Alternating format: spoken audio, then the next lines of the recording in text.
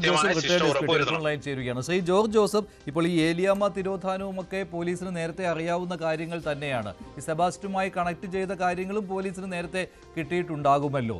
ഇതിലെന്താണ് തടസ്സമായിട്ട് നിൽക്കുന്നത്? ഇപ്പോൾ ഏലിയാമ്മയുടെ കാര്യം താങ്കൾ അറിഞ്ഞല്ലോ. ഏലിയാമ്മയുടെ അടുത്ത ഒരു ഏലിയാമ്മയുടെ മകനും അതുപോലെ അയൽവാസിയും ഏലിയാമ്മയുടെ സുഹൃത്തും ഇക്കാര്യത്തിൽ സെബാസ്റ്റ്യനെ കണ്ടിട്ടുണ്ട് എന്നുള്ള കാര്യം പറഞ്ഞിട്ടുണ്ട്. അപ്പോൾ അതിൽ സാഹചര്യ തെളിവുകൾ ഒത്തുവരുന്നുണ്ട്. പക്ഷേ തടസ്സം നിൽക്കുകയാണല്ലോ ഇപ്പോൾ. അല്ല, ഇത് നമ്മള് 4-5 പേരെ ഇയാൾ കൊന്നെന്ന് നമുക്കിപ്പം മനസ്സിലായിട്ടുണ്ട്.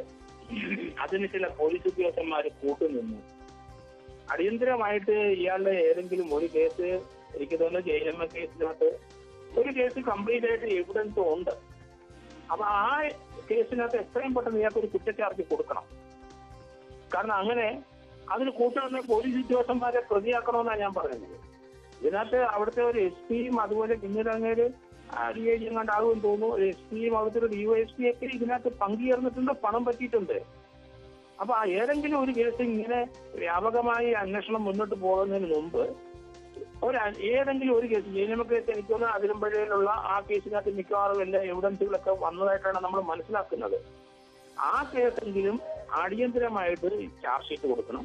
അതിനകത്ത് ഇയാളെ സഹായിച്ച പോലീസ് ഉദ്യോഗസ്ഥന്മാരെ അവരെ കൂടെ പ്രതിയാക്കേണ്ടി വരും. അതിനൊന്നും മടിക്കരുത് അന്വേഷണ ഉദ്യോഗസ്ഥന്മാർ. എത്ര നാളായി നമ്മൾ ഇത് കാണുന്നത്. അത് ജൈനമ്മ കേസിലല്ല, പോലീസിന് സഹായം കിട്ടിയിരിക്കുന്നത് ബിന്ദു പത്മനാഭൻ കേസിലാണല്ലോ, തുടക്കത്തിലെ ആദ്യം അല്ലേ? അതെ, ബിന്ദു പത്മനാഭന്റെ കേസെങ്കിലും ഏറ്റവും നമ്മൾ കോട്ടയത്തെ ക്രൈംബ്രാഞ്ചിന്റെ അന്വേഷണത്തിനാണ് കുറച്ചുകൂടെ എവിഡൻസ് ഇതിനെതിരായിട്ട് വന്നത്. കാരണം അതിനുമ്പോഴുള്ള ആ സ്ത്രീയുടെ അവരെ കൊണ്ടുവന്നിട്ട് 2024 ഏറ്റവും ലേറ്റസ്റ്റ് ആയ കേസ് അതാണ്. അത് നമ്മൾ മനസ്സിലാക്കിയിരിക്കുന്നത്. ഇയാൾ ധാരാളമായിട്ട് ആളെ കൊന്നു ജീവിക്കുന്ന അവരാണ്. അതൊരു പിന്നെ അയാള് ഈ നമ്മൾ തുടക്കം മുതലേ നോക്കിയാൽ, ഞാൻ നേരത്തെ ഒരു കാര്യം പറഞ്ഞിരുന്നുണ്ട്. 78, 79, 80 കാലഘട്ടത്തിൽ ഇയാൾ ടാക്സിക്കാരെ കൊല്ലുന്നവനായിരുന്നു എന്ന് പറയുന്നുണ്ട്. ആ കേസ് കോട്ടയം ക്രൈംബ്രാഞ്ചില് ഞാൻ അന്വേഷിച്ച കേസാണ്. അന്ന് നല്ല പൊക്കം കുറഞ്ഞ ചെറുപ്പക്കാരന ഒരാളെ നമ്മൾ കണ്ടെത്താൻ അന്നൊക്കെ നടത്തി എനിക്ക് നമുക്ക് മനസ്സിലായി. ഇപ്പോഴാണ് ഇവൻ തന്നെയാണ്. ഇവനെ തുടക്കം മുതലേ ഇവൻ വണ്ടി കച്ചവടവും അതുപോലെ ടാക്സി ഓടിക്കുകയും അംബാസഡർ കാർ ഒരെണ്ണം വിറ്റപ്പോ ധാരാളം പേരെ കൊന്നിട്ടുണ്ടാവും. അവരെ കൊന്നിട്ട് ടാക്സി ഇവൻ മോഷ്ടിച്ച് വിറ്റിട്ടുണ്ട്. അതായിരുന്നു ഇവൻ ചെറുപ്പം മുതലേ ചെയ്യുന്നത്. അപ്പൊ കോട്ടയത്തെ ആ കേസ് ഏറ്റുമാനൂരുള്ള ടാക്സിക്കാരന്റെ കേസിന്റെ ഫയൽ എടുക്കണം. അവിടുത്തെ ആരെങ്കിലും ഇവനെ കണ്ട് തിരിച്ചറിയാൻ ഒരു തമിഴിന് ഒരാളുണ്ട്. അയാൾ ഇപ്പോഴും 10-75 വയസ്സ് അയാൾ ഉണ്ടാവുമെന്ന് ഞാൻ കരുതുന്നത്. അത് ഏലപ്പാറയ്ക്കടുത്ത് ഇവനെ കണ്ടവൻ ഇവനെ കണ്ട് തിരിച്ചറിയും. ഇത്രയും പ്രായം ഉണ്ടെങ്കിലും അവന്റെ മോശായൊക്കെ കണ്ട് നമുക്ക് തിരിച്ചറിയാൻ പറ്റും. പൊക്കം പറഞ്ഞ് നല്ല വെളുത്ത ഒരു പയ്യനായിരുന്നു. 18 വയസ്സ് 19 വയസ്സേ ഉള്ളൂ എന്ന്. അപ്പൊ അതുകൊണ്ട് ആ കേസൊക്കെ ഈ എടുത്തിട്ട് ഇവനെ തുടക്കം മുതൽ എത്ര പേരെ കൊന്നിരിക്കുകയാണ്. അതൊരു ഹരമായിട്ട് അതിനോട് കുറെ ആൾക്കാരുമുണ്ട്. പണങ്ങൾ ഇങ്ങനെ വരുന്നുണ്ട്. ആ പണം പോലീസ് ഉദ്യോഗസ്ഥന്മാരെ ഷെയർ ചെയ്യുന്നുണ്ട്. ഇങ്ങനെയുള്ള പോലീസ് ഉദ്യോഗസ്ഥന്മാരെ കേരളത്തിന് ആവശ്യമില്ലല്ലോ. അവനെയൊക്കെ പ്രതിയാക്കണമെന്നാണ് ഞാൻ ഈ പറഞ്ഞത്. നമ്മൾ എത്ര നാളായി ഇത് കണ്ടുകൊണ്ടിരിക്കുന്നു. ശക്തമായ നടപടി ഇങ്ങനെയുള്ള ഞാൻ വാക്കുകൾ തെറ്റായ ഉദ്യോഗസ്ഥന്മാരുണ്ട്. അവന്മാർക്കെതിരായിട്ട് അതിശക്തമായ നടപടി ഉണ്ടെങ്കിൽ ഇത് നിൽക്കുള്ളൂ. ശരി, നന്ദി ശ്രീ ജോർജ് ജോസഫ്. ശരണ്യ സ്നേഹജൻ തുടരുന്നുണ്ട്. ശരണ്യ, ഇപ്പോൾ ഈ കേസ് അന്വേഷണങ്ങൾ, ഓരോ കേസിലും അന്വേഷണം എവിടെ എത്തി നിൽക്കുന്നുണ്ട്? ഏറ്റവും കൂടുതൽ ഇക്കാര്യത്തിൽ തെളിവുകൾ പുറത്തു കൊണ്ടുവരുന്നത് ന്യൂസ് 18 ആണ്. എന്നിട്ട് അതിന് പിന്നാലെയാണ് പോലീസ് അന്വേഷണം നടക്കുന്നത്. ഇപ്പോൾ ഏലിയാമ്മയുടെ മകൻ ബിനു ടെലിഫോൺ ലൈനിൽ ചേരുകയാണ്. ശ്രീ ബിനു, താങ്കൾ കുറേയേറെ കാര്യങ്ങൾ ശരണ്യയോട് പറഞ്ഞിരുന്നുവല്ലോ. ഇതിലിപ്പോൾ പോലീസിന്റെ അന്വേഷണം ഇത് ഏത് രീതിയിൽ നടക്കുന്നുണ്ട്? അതിനെക്കുറിച്ച് എന്തെങ്കിലും പറയാനുണ്ടോ? ഇപ്പോൾ പോലീസ് ഇത് ഇയാളെ പിടിച്ചതിന് ശേഷം എന്നെ വിളിച്ചിരുന്നു, പോലീസിനെ വിളിച്ചിരുന്നു. അപ്പൊ ഞാൻ കാര്യങ്ങൾ പറഞ്ഞായിരുന്നു. ഇയാളെ സ്റ്റാൻഡിൽ വെച്ച് കണ്ടിട്ടുണ്ടായിരുന്നു, അമ്മയോട് ഒരുമിച്ച് കണ്ടിട്ടുണ്ടായിരുന്നു പറഞ്ഞിട്ടുണ്ടായിരുന്നു. നേരത്തെ ഈ ജൈനമ്മ കൊലക്കേസിലാണല്ലോ ഇയാളെ പിടിച്ചത് പോലീസ്. അതിനു മുൻപ് ഈ കേസ് അന്വേഷണം എന്തായിരുന്നു? എങ്ങനെ നടക്കുന്നുണ്ടായിരുന്നോ? അത് ക്രൈംബ്രാഞ്ചിലേക്ക് ഇവിടുന്ന് അന്വേഷിച്ച് ക്രൈംബ്രാഞ്ചില് അന്വേഷണം ആയിരുന്നു.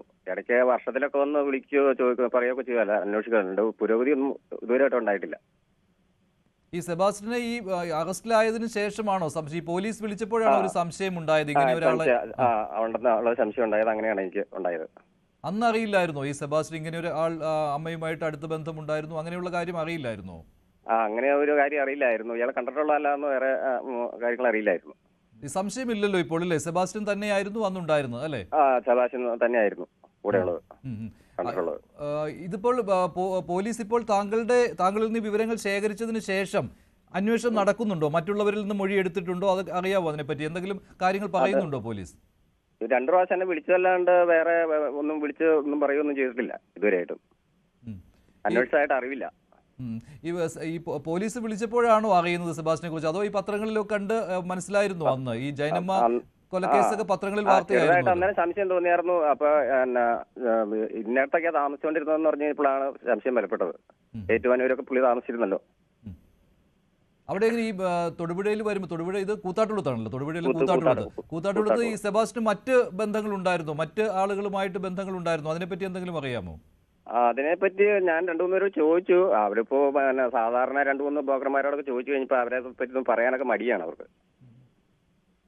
എത്ര വർഷം ഉണ്ടായിരുന്നു അവിടെ കൂത്താട്ടുകുളത്ത്? ഞാൻ 3-5 പ്രാവശ്യം പുള്ളിയെ കണ്ടിട്ടുണ്ട്. ബ്രോക്കർമാരെല്ലാം നമുക്ക് അങ്ങനെ പ്രത്യേകം ശ്രദ്ധിക്കേണ്ട കാര്യമില്ല. എന്നാലും ഇയാളാന്ന് തോന്നി കഴിഞ്ഞപ്പോ ഇയാള് കൂടെ നടക്കണ 2-3 പ്രാവശ്യം കണ്ടിട്ടുണ്ട്. സെബാസ്റ്റ്യൻ ആണ് ഇതിന് പിന്നിൽ. ഇപ്പോൾ അമ്മയെ കാണാതായതിന് പിന്നിൽ 5-6 മാസക്കാലം ഉണ്ടായിരുന്നു എന്ന് എനിക്ക് തോന്നുന്നു.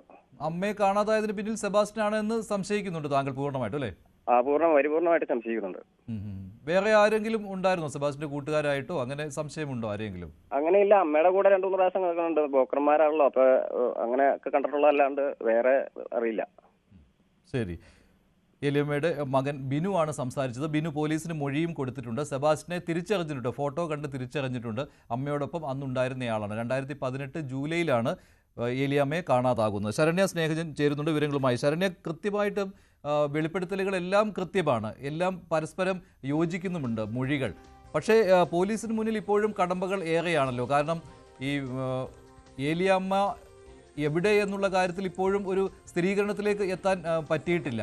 അതാണല്ലോ ഏറ്റവും വലിയ തടസ്സം.